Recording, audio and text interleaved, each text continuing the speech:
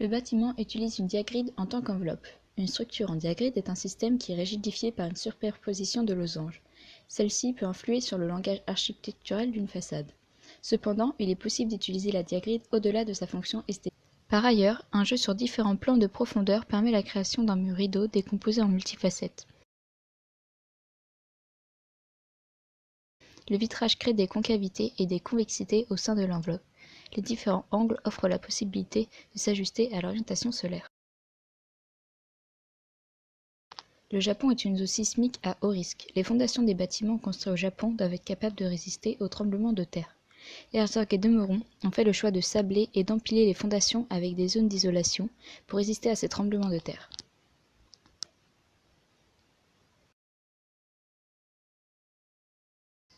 La structure du bâtiment est constituée de 3 tubes horizontaux et 3 noyaux verticaux. Cette armature constitue un ensemble. Les noyaux verticaux, les grilles de la façade, les dalles de plancher et les tubes horizontaux définissent l'espace. On peut dire qu'ils sont en même temps structure et façade. La façade, plus qu'une simple décoration, a un rôle important dans la structure du bâtiment.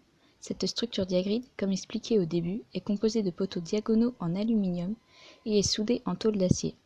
La grille de la façade est activement incorporée dans l'ingénierie structurelle. Elle est en conjonction avec les noyaux verticaux du bâtiment, ce qui soutient les plafonds.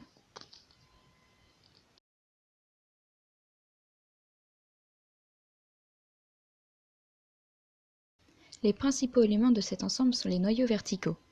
Ils sont le cœur du bâtiment. Il s'agit de 3 grosses colonnes en béton coulées sur place avec des circulaires en acier.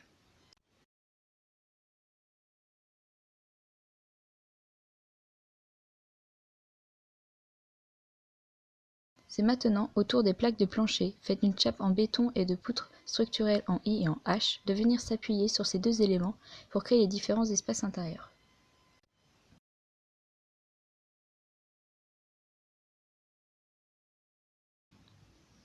Sans aucun doute, le dispositif architectural le plus intéressant du bâtiment vient des tubes horizontaux. Ces tubes en forme de losange courent le long du bord, libres des planchers, et se croisent dans les plans opposés de la membrane. Ils réduisent la structure et ont un rôle dans le contreventement du bâtiment.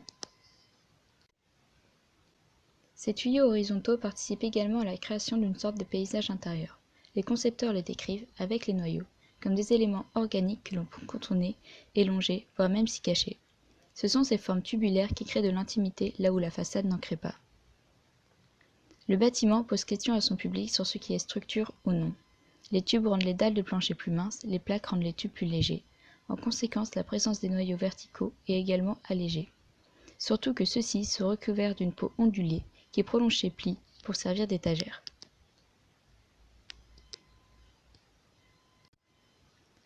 Voici comment les charges du bâtiment descendent dans les fondations. En analysant de plus près la structure intérieure du bâtiment, nous avons compris à quel point Herzog et de Meuron ont lié l'espace, la structure et la façade pour en faire une seule unité d'exposition.